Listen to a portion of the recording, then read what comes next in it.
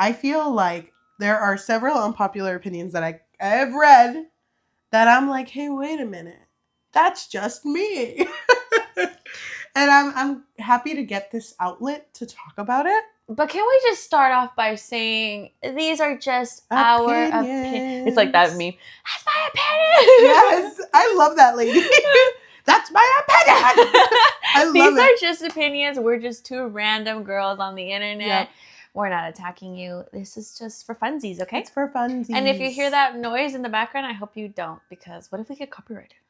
Oh my gosh. The ice cream man sues us. I know. He's like, that's my song. We'll cut here and then we're starting with ice cream. Anyway. Okay. I am ready to read this list to you. Do you think discussing bookish, unpopular opinions can fix your life? Yes. Welcome to the Book Fix Podcast, the podcast where we fix lives one book at a time. I'm your host, Chelly. And I'm your host, Yahaira. And I found this website. Okay. It belongs to someone. It's the Artsy Reader Girl. Ooh. And it's like her blog. Oh my god, it looks so cute. It's so cute. I love the colors. She seems so funny. Mm-hmm. So she made something called My Unpopular Bookish Opinions. Okay. And she listed her 10 unpopular bookish opinions. 10. She seems very opinionated. Love that. I love her already. Mm-hmm. Why don't we just get started? Let's start off. I hope it starts off juicy. The first one. And I'm going to read the headline of it and then her little description. Her blurb? Okay. Yeah. Number 1. For the most part, bookish social media is not a fun place to be. When I first joined the online bookish community 13 years ago, it was contained in a very small corner of the internet, and most of us were friends. I don't remember seeing drama. I feel like every time I log in now, there's something negative happening. I miss how things used to be. Thoughts? I feel like I kind of agree that sometimes being online isn't really that fun, but I'm not someone who loves being online either way.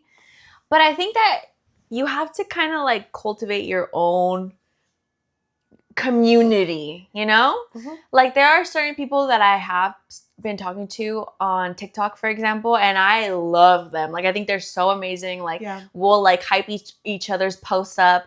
And I think that's honestly what it's all about. Like I don't need a bunch of engagement or views.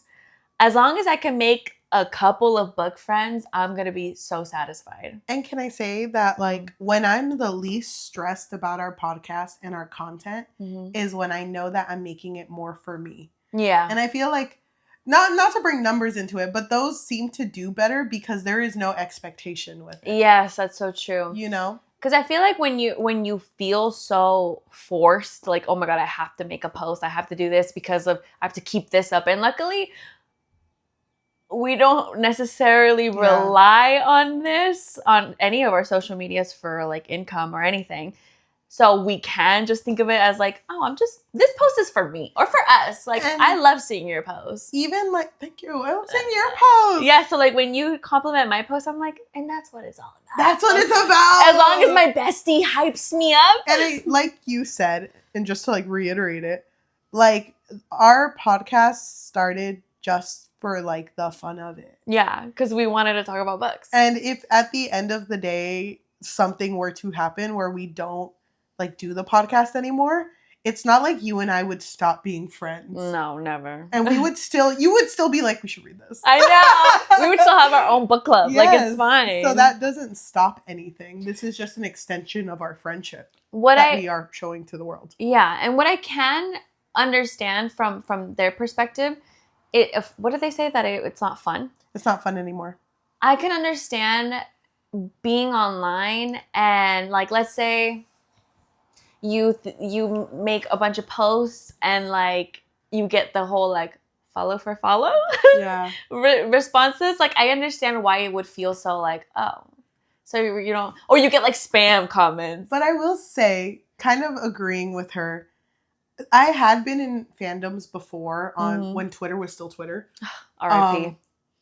In which the fandom was so small, everyone did know each other. So when someone made a post, it was never a hateful thing. It was literally just like, I want to talk about this with you guys. Yeah. And I don't feel that in the book talk community, I can't just post something and hope that someone's like, I read it too, let's talk about it now. Because that's not going to happen. Yeah. Because it's no longer that type of community because it's big. Yeah, it's too big now. You can't expect that to happen. So I understand her in that sense. But then that's when you start doing more local stuff. Because both you and I are in separate book clubs. Yeah. And they're fun. Like, I like them a lot. Yeah, it's really fun. I mean, I don't know. I think it's kind of hard to say because it's all about perspective, right? Like, it is about perspective. So, and it's about your intention with it, too. Because if your intention is to make one friend, it is possible, but it's just going to be a different type of thing that you need to do. Okay, next one. I don't care about special edition books. Oh my god. It's really fun if the first edition is special or limited to the first print run. But if I buy a book when it comes out, and then months or years later, a new edition comes out with a fancy cover and bonus content, I really couldn't care less. It feels like a money grab. That is so funny because I kind of felt this times 10 when special editions were first kind of like starting out. Like, I think more so it was like you had to join these like book subscription boxes in order to get these like special editions. And for me, I was like, why would I get a subscription just to get this book that maybe I won't like? Yep. And I kind of felt, well, also, I don't have that much space to begin with. So if I did have like a bookshelf, maybe I would be more inclined to be like, oh my God, look at this special edition. But because I'm very limited on space, I feel like I always have to think like, do I really need it? Where I used to live, I had a lot of space. You did. So I had a lot of books. And I don't want it to seem... Because, like, my thing is with first editions. Let's say I bought a book. I really liked it. Years later, let's say months later, because I'm thinking specifically about Serpent and the Wings of Night. Oh my God. We are literally on the same wavelength today. I was going to say Serpent and the Wings of Night. Because Carissa released a new edition in which she released bonus chapters. I'm like... Why would you do this to me? You know me, your biggest fan, would have loved to read more about Rain and Araya. Yeah. But I'm also one girl, and my job it's paying my bills. Yeah. Like, I'm not going to go out there to buy multiple books of a book I already have. That's kind of how I feel. Like, why do I need multiple copies of the same book? Yes. So that's my thing. And I feel like it needs to be a book I know I'm going to look back at. Because now, having moved to a smaller space, I donated a lot of my books. Like a lot of my books. So my bookshelf is now a lot smaller, but they're books that I know that I really enjoy. Yeah. That I can look. And then I have a little Heartstopper corner that we don't look at. But we ignore that corner. But I do feel like if they're going to do that, they need to know how to also release it to people who are not going to rebuy the first edition. Like, there needs to be another way. Yeah. And then weren't people upset about, was it Onyx Storm? It was one of those, like, really popular recent ones where there was, like, a special edition at Target. Yeah. But it was, like, it didn't really feel like a special edition. No. I don't know. I feel like I like the idea of them if I don't currently own the book. But if I currently own the book, I'm not going to buy it. I feel like if I was an author, I would only do that for my first book. Because that's what started it all. So I would want to give it a pretty home. You know what I mean? Because then I would put it up and be like, that's mine. Yeah. That's mine. She's mine. But I don't know. It feels, after the first book, it does feel like a money grab. Yeah. But I will say, in defense of Carissa Broadbent, she did do that because she had changed publishing agencies. Hey, I'm not faulting her. And so did the person who's doing that right now with all new covers is Danielle L. Jensen with The Bridge Kingdom. Because she also got a new publishing agency. I'll always support that queen. Rachel Gillig also, I saw, was releasing new like special editions for One Dark Window and Two Twisted Crowns. They look so beautiful. Yeah. But if it's the same story, I'm most likely not going to buy it. Yeah. Okay. Oh my God, I would hate if they started doing that whole thing. This special edition has this number of special chapters. This one has different special chapters. Oh my God. Do you know what I mean? One girl, please. Okay. Next one. Bonus chapters confuse the original narrative. And sometimes they change a major part of the story. If you wanted something in the book, put it in the book. I'm not going to jump through hoops, buy another edition, pre-order the next book from a specific place, etc., to read an extra chapter from someone else's point of view. I mean, I agree. You know what that reminds me of? What? The fact that Carden in The Cruel Prince wrote letters that weren't in the book, but you could find them somewhere else. I'm not a detective. I'm not gonna search. Unless I was super into it, I'm not gonna look. Also, None of This Is True by Lisa Jewell. There was like a bonus. Yeah. A bonus. Somewhere. That I guess would give you more insight on the ending of it. But it's like, I'm not gonna struggle. I'm not gonna look. I'm not gonna search. I'm not gonna hunt. This is such a common thing. Also, S.T. Gibson's, the vampire one we read, the Dracula one, there was a bonus chapter that you could read only on her online newsletter. No. I'm one girl! I'm just a girl. I'm just a girl, please. Well, I can't. I agree with that one. Next one. I avoid books where the title is essentially a 4 or 5 word summary of the book's synopsis. For example, which one? Dating my baby daddy, married to my billionaire boss, tempted by the werewolf overlord, stranded with my sexy barista, flirting with my best friend's older brother's firefighter. That is so... Oh my God. Etc. At Kimberly Lemming next time. Just please be more creative than that. Yes, those are Jana's original titles. Oh my God, those are real. I don't know if these books exist or not. Okay. Oh, that's her original title. Oh my God, they all sounded so good though. They did sound good, especially the Werewolf Lord one. I think those are kind of funny though. If not taken seriously. Exactly. I was going to say, it's kind of hard to take your book seriously, though, when you have that type of title. Yes. Like, can you imagine, like, this being picked up as, like, a movie? Yes. And it's, like, flirting with my father's best friend. You know what I mean? It's just, like, okay. The reason it works with Kimberly Lemming is because that's the charm for her books. Mm-hmm. So I got abducted by aliens, and now I'm starring in a rom-com. It's funny. That's so funny. It is funny. But I do kind of agree that that's not something that I'm like, if I see that title, I'm not like, oh my gosh, I need to read this one. I'm not going to run up to those books unless we're going to read it for the podcast. That's not what I like specifically look for. Mm-hmm. Okay. The next one. Publishers need to stop marketing books as read-alikes or super popular, well-loved titles. Just because a book is about Faye doesn't mean it's just like ACOTAR. Just because a book is Regency romance doesn't mean it's for lovers of Julia Quinn. Every historical romance does not need to be compared to Bridgerton, just like every spicy book does not need to be for lovers of Tessa Bailey. I think it hurts a book so much to compare it to a viral title or author. It almost leaves the readers disappointed. Let the authors and books shine on their own without forcing the reader to go in with expectations. I do understand what they're saying here, but also I think that's kind of like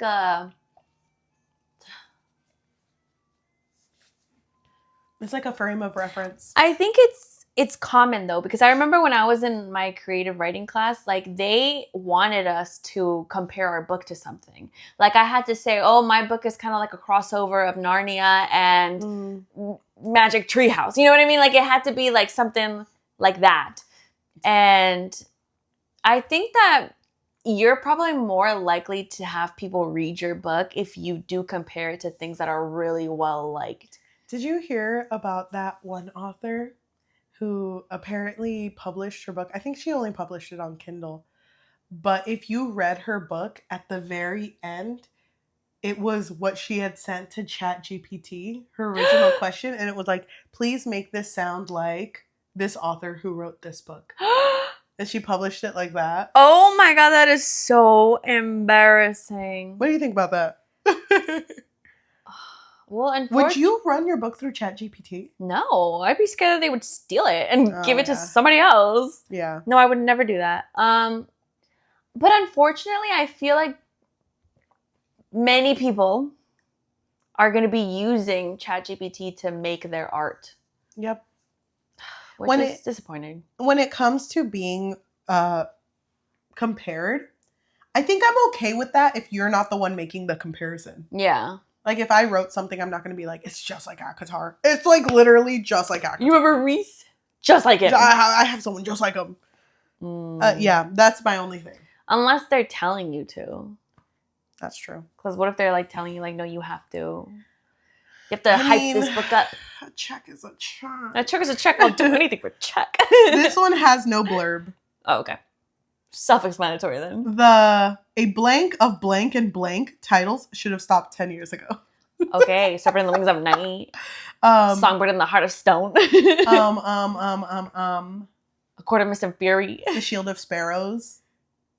It's not that bad. No, the blank of blank. Like the blank of blank. That's what I'm thinking. It's called Shield of Sparrows. No, the blank of blank. That could be anything. No, they're talking about... The blank and the blank of blank. It says the A and of and blank. Okay, fine. Let me think of one. She's empty. These are for the really long titles. I'm trying to think of those, but I can't think of any. Serpent in the Wings of Night? No, I would never hate her. I get what she means. Ashes and the Star-Cursed King? I'm sorry. I'm kind of a fan. You are? I'm not really a fan of super long titles. I just want it to be short, sweet. I think no more than 3 words. Oh, okay. So like ACOTAR. Those are an example of that. Yeah. I literally said that. Okay, I'm sorry. My brain was catching up. You disassociated? My brain was catching up. Okay, I get it. Okay, next. I kind of like them. Okay. I don't enjoy debating about books with people. I will not fight someone who hates my favorite book. And I will not feed the trolls who come into the comments of my reviews. Oh my gosh, I'm sorry. And tell me my opinions are wrong. I respect you even if your favorite book is one I hate. With the fire of 1,000 suns.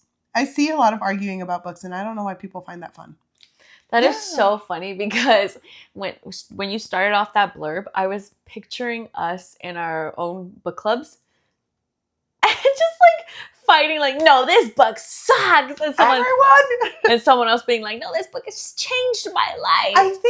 I think having different opinions is what makes it fun, though. I know, I agree, and I kind of like it, but not online, because online it feels so like heated. It feels so like personal, and people act like you did the biggest crime known to man, and I don't know, and because most of these people don't actually have their face attached to their accounts. Yeah. So it's like you're fighting a bot. It's funny because, like, in the book club that I'm in, we recently read The Awakening and the Becoming by Nora Roberts. And I hated it. I hated it, but no one hated it more than my sister. That's funny. It's funny because when we went, the person who's in charge of the book club the first time came in with, like, everyone's going to love this book. I'm so excited for all the love. And then left and told her coworkers, like, so they all hated it. They really humbled me. Like, you know. So she was the only one who really loved it. Yes. And then we just did The Becoming. It just happened like a few days ago. And my sister couldn't go to the first 40 minutes of the book club because she was doing like car maintenance or whatever. And it's funny because the person in charge of the book club was like, I was ready for the hate. Like, I was waiting for it. I was waiting to see what she hated. I'm like, it's okay. My sister left me with notes, so I will tell you what she hated. And as soon as like my sister walked in, the book club person was like, tell me. I want to know. And it's funny because me and the book club owner didn't hate the book as much as my sister did. So when she came in, she was like, no, it's okay. Me and Chelly get it. Me and Chelly get it. So it's fine. You don't need to like it. But it's funny. Like, it's funny to have different opinions because you feel so, like, strongly about it. And it's not like you're hurting someone. This is an opinion about a book. Yeah. You know? It's not that serious.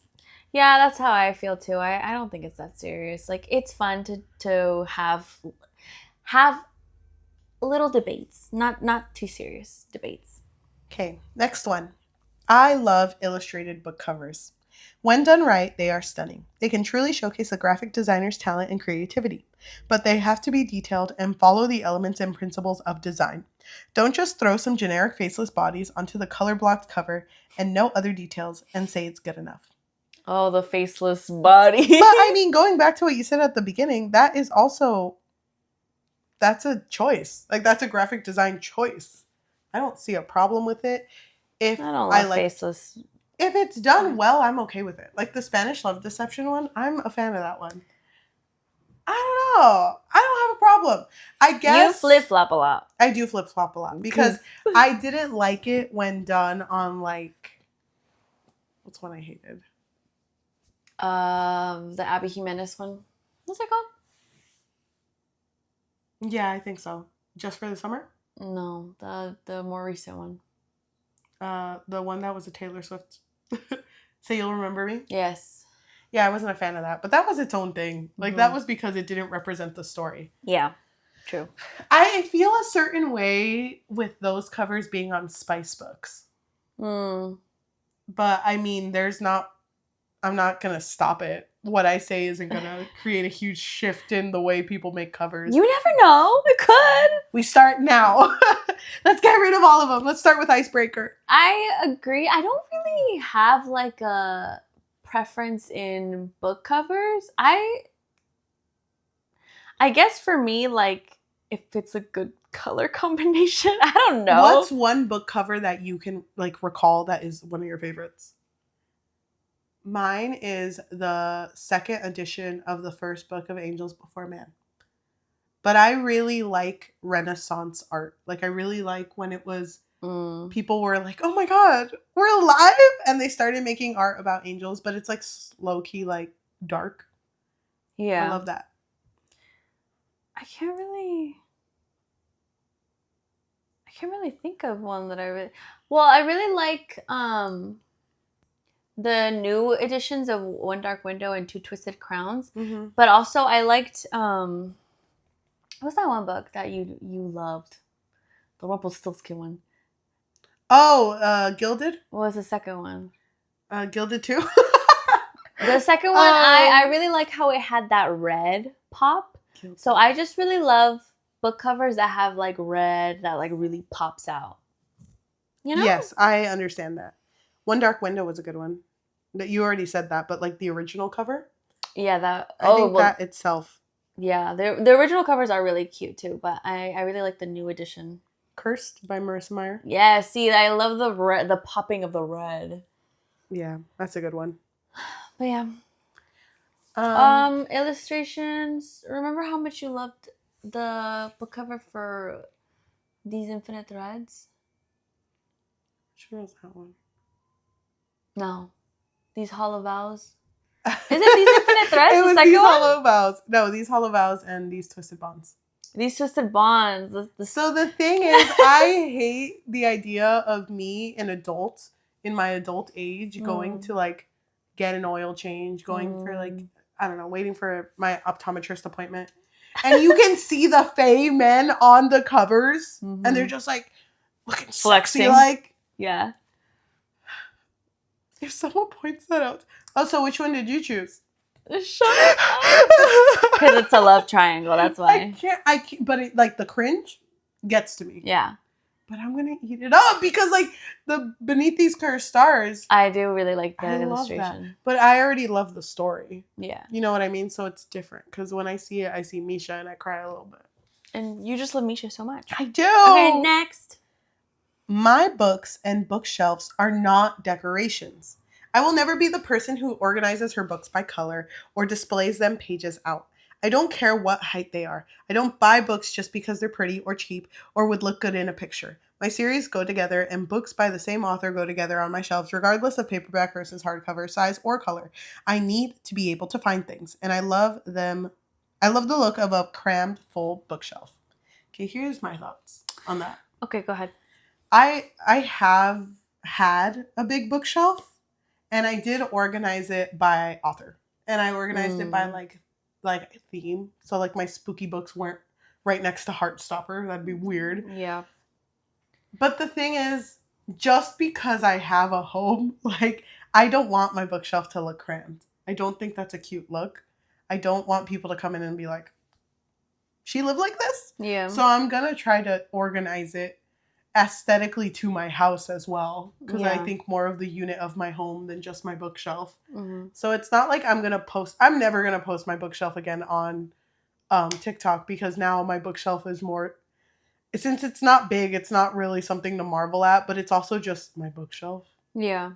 Like, I'm not gonna organize it to the standards of online, but whatever. But I feel like bookshelves is a decoration, though. Like, Mm-hmm. if I were to have what I wanted, it would be like I would have a big bookshelf, and Yep. I would show it off. Like, I'd be really happy about it and excited about it. And for me, I think it makes more sense to organize based on like author's last name. Yep. Like, okay, that'd just be easier for me. I get that. I don't think it really matters. I don't really care if people have like pages out. I don't think that really matters, to be honest. Like, it doesn't bother me. To me, I just need to easily be able to access the book I'm thinking of. Yeah. That's my thing. Yeah. And I mean, I have seen people organize their bookshelves by, color coded, like rainbow.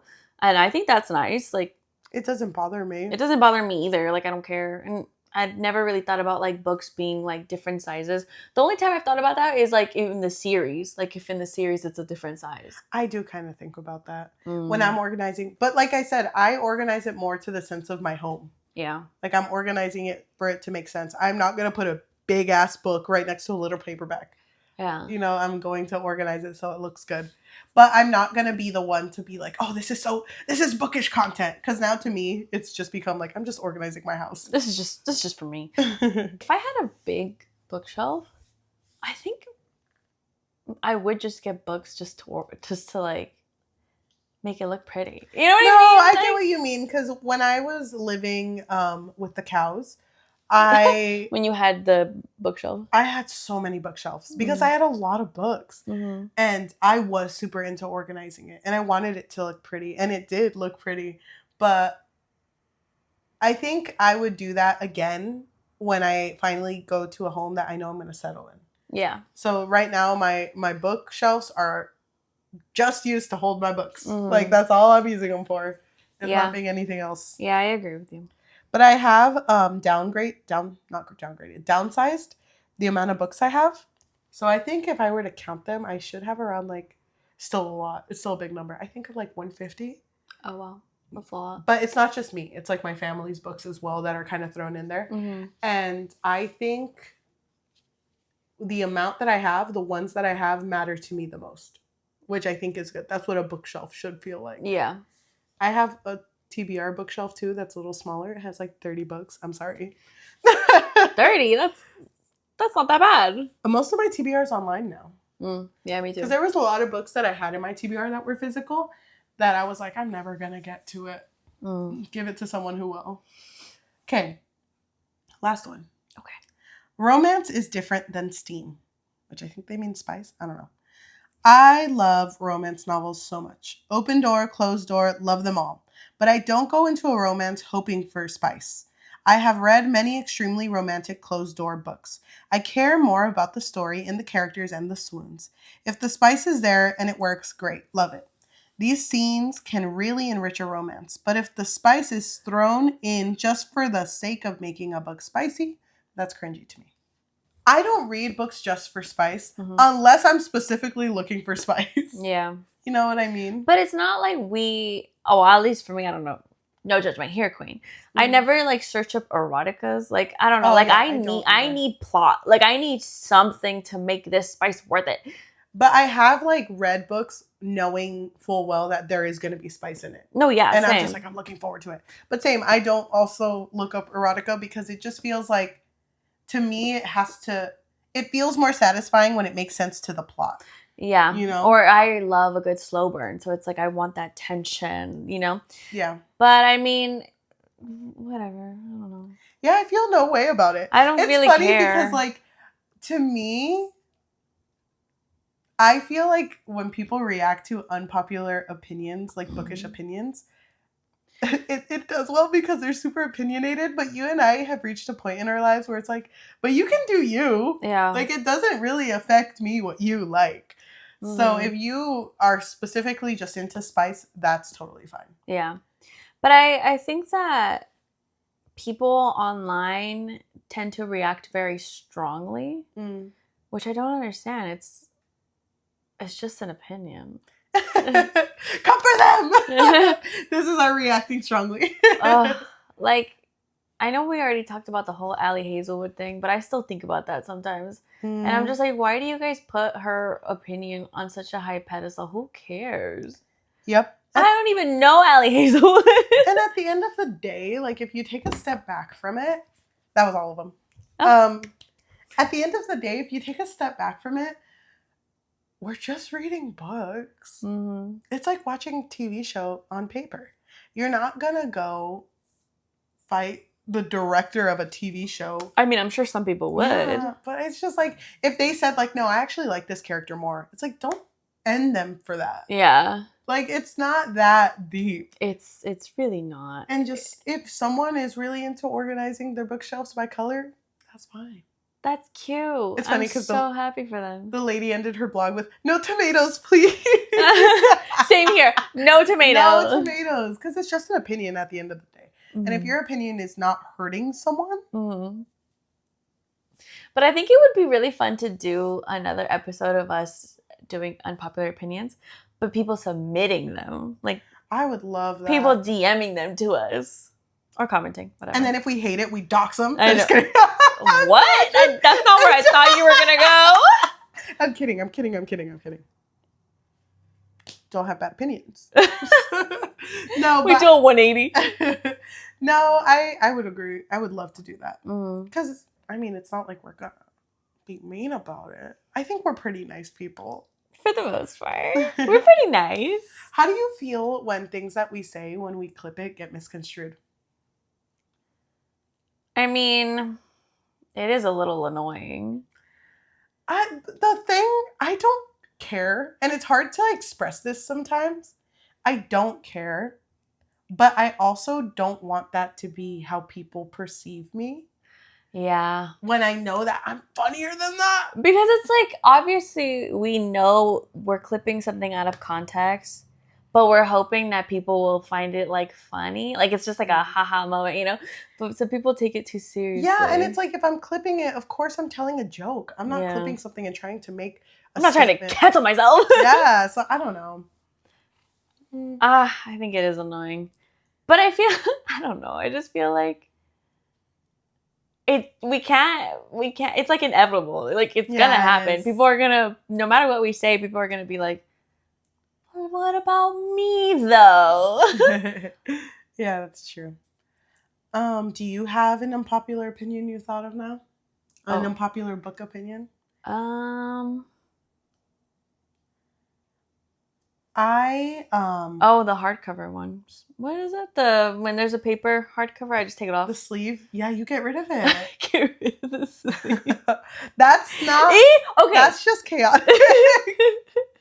Okay, my unpopular opinion is, if you're going to make a hardcover, don't put a sleeve on it. It's just... That's so funny, because you're one... Staple it in. You're one who keeps the original box that something came in. No, I don't. Yeah, you can't... Well, I mean, that's where you keep the stuff. What? I don't know. I just always thought you were the person who kept the boxes. Well, so when you told me that sleeve thing, I like drove home in silence. And I was like, do I even know her? I do take it off when I read it. Like, when I'm reading a book, I take off the sleeve. The dust jacket, that's what it's called. Well, why is there a dust jacket? There's not going to be any dust if it's a good book. Well, I prefer paperbacks then, because I just feel like it's inconvenient. Like, it's just going to slide right off. Let me just say one thing. I do break the spine of paperbacks, but sometimes when I know it's a book that I love dearly and I don't want it to have the flop, I don't want to break. I don't want to break the spine. You don't break it? Not if it's something I love. No, because, like, for example, I have, like, 3 copies of Angel Before Bed. Like, 3 different copies. Okay, going back to her. I'm so sorry. I love that book. I have a lot of copies of it because that's one where no matter what, I'm supporting that author because I know they're, like, indie. Like, I just want to support as much as I can. Yeah. So anything this author releases, I will automatically buy because I want to support. Mm-hmm. He released a copy where he signed it, and I'm so scared. I don't want to open it. You haven't opened it? I have, but I opened it like this. Oh, just very little. I'm so scared. I don't want to. Don't do it then. I feel like I should. Put it in a shadow box. Don't touch it. Oh, you're right. Oh, my oils already got on it. Like, what do I do now? You have to disinfect it. I know. Yeah. I feel very, like, when it's something I very, very much care about, I'm, like, Okay, I'm gonna sit with it. I'll put a little blanket down for it. Oh. Wait, I don't want anyone to comfort me. I don't get rid of the dust jackets anymore. That was old anymore. Me. That was old me. Yesterday and that was crazy. only one book. Breaking Dawn. You know which one I did it to, which I didn't mean to. It just got mixed up with stuff. My copy of Iron Widow. Oh, so what is that? What is that you just said? You also got rid of it? It was an accident. So I guess I'm not that chaotic. Okay, can I say something though? I saw the papers it got mixed up with, and I was like, I'm too lazy. That is so mean. I was like, oh, I'll get it later. Whatever. And then you It's because I was grading, and sometimes I grade things that, like, after I grade it, I don't need it. And there was, like, I would say, I'm not even joking. There was probably, like, 300 papers that I graded. Oh, Jesus. And the dust jacket got mixed in when I threw it in the trash. And I was like, do I care about it that much? Am I going to go through all those papers just to pull that out? No. I'm sorry. I'll buy it again. I'm sorry. But yeah. Okay. That's the only one I've ever done that to. Well, I've only done it once. Breaking Dawn. I'm sorry. I just remembered I have done it twice. I did it to These Infinite Threads. Or no, sorry, Twisted Glory. Okay, only twice. Twisted Bonds? Twisted, was it that one? No, Twisted Glory, Tahira Mafi. Oh. Yeah, the lavenderish looking book. Oh, yes. Sorry. That one is so cute. I know, but I didn't. It was in my car, and I was like, I don't care. All of them are so lazy. I was cleaning my car out, and I was like, do I really care that much? Okay, I swear it was only twice. So you've done it more than I have. But you did it with the intention of, I hate it, and you threw it away. No, I don't think No, I feel it. You know what? If I'm going to be totally honest, I think I took it off, put it down, put the book somewhere else, and I was too lazy to put it back on the book. I just threw it away. I was like, you know what? Have you ever thrown away a book? Be honest. Me as a teacher. I don't think thrown away. I think just like put it in a bin, like a free bin. Yes. Me as a teacher, when a book gets ugly, because it happens. Some kids just love a book so much they rub their face on it. Yeah, and I'm just like, ew. So when that happens and it's just been through it, I tend to just have an arts and crafts day where we all tear the book apart and we make art out of it. Origami. Like paper mache or anything like that. I have done that. That sounds fun. Or like when some of the books at my house get ugly, I'm like, I'll just take it to work. Yeah. Yeah, because there's this lesson I used to teach when I was an English teacher. R.I.P. I miss that. Where I would have a kid rip out a page from an old book, and then we would make blackout poetry, where we black out the thing except for the words we like. Oh, that sounds fun. Yeah, I do that. But I swear I use dust jackets though. They're out of there. Dust jackets though, I don't even look at them. So I do try to use it. I don't just like, oh, it's mixed in with my papers. That's different. They're big. They're big. Yeah. I'm trying to think back if I'm like contradicting myself. No, I don't think I've ever done that. I don't think so. The book, our cover, the first time we did it, the book that we used was Harry Potter and the Deathly Hallows. Oh, yeah. The first ever publication of when it first released. And it's funny because I was like, yeah, the book that we used. It was like when it first came out. And I think it's kind of funny because my brother was asking about it the other day. And I told him that we used it for our cover. And he's like, why would you do that? And I'm like, when were you going to open that book again? That book had been through it. Coffee spills and everything. It's like anytime you get rid of something, now all of a sudden everyone wants it. I know. They're so obsessed with it. I'm so sad. And also it's J.K. Rowling. Please. Someone, you'll find it in a free bin somewhere. Oh, can I ask you something? Yes. This is a conversation I've had with my coworkers. If you were asked to buy books to like recommend to children, so like for me, it's like I put it in my classroom library. Would you buy the Harry Potter series? No. No? Children? For children. No. Children? I'm thinking, isn't that like for middle school? Yeah. No, well, my children are middle school. Oh, no. No. I think we need something new. Something new, something different. Let's get a new thing. I just feel like this is so hard. I never want to support her. And the thing is, when I bought my series to put in the bookshelf, I bought it from a thrift store. Like I bought it used. So it was just kind of like, it belonged to someone else. It's not like this money at the thrift store is going to directly go into J.K. Rowling's pocket. Yeah. I wouldn't buy the newer editions. Like, I'm not going to make mine look fancy. Oh, okay, yeah. Because I don't want to support her. But I do think that Harry Potter was a start for many people's reading journey. But there's many other books that could be a start. Which is why that's not the only book I'm going to recommend to them. When I was an English teacher, I was recommending left and right. Yeah. Were they reading it? No. But you still had recommendations. Bangers. Really? Yeah, I had a lot of kids that picked up reading because of my library. Okay. But it was, I don't want to just, I'm not gloating just for myself. It was me and my coworker who made a library together, and we were like bangers and bangers. There were flops that we had to take out, but that's totally okay. It's okay. People make mistakes sometimes. Yeah. That's all right. No, but I think that if I were to find it at like a thrift store or like a whatever, then I would probably buy it. Because you're right. It's not going directly to her pocket. Because I'm trying to rebuild it because I do want to reread them. Because there's things I want to see if they were different from the movies or not. Mm-hmm. Every Harry Potter book that I currently own, I've gotten it from little libraries. Really? Yeah. I do have one that I did buy. But it was only because the version that I had in my classroom, it was the first book, one of my kids spilled like food on it. So I was like, I do want them to have the first book. That one I did buy. But other than that, everything I get from little libraries or thrift stores. Yeah, it is pretty amazing when you can find a book like that. Yep. I think that's my only thing. Yours is the dust jacket thing. It did scare me, but I mean, I guess you've literally done it twice. You weren't there. You've done it twice. You weren't there. And one of those covers was really beautiful. The Iron Widow one? No, the other one. Iron Widow was so good. You remember the cover?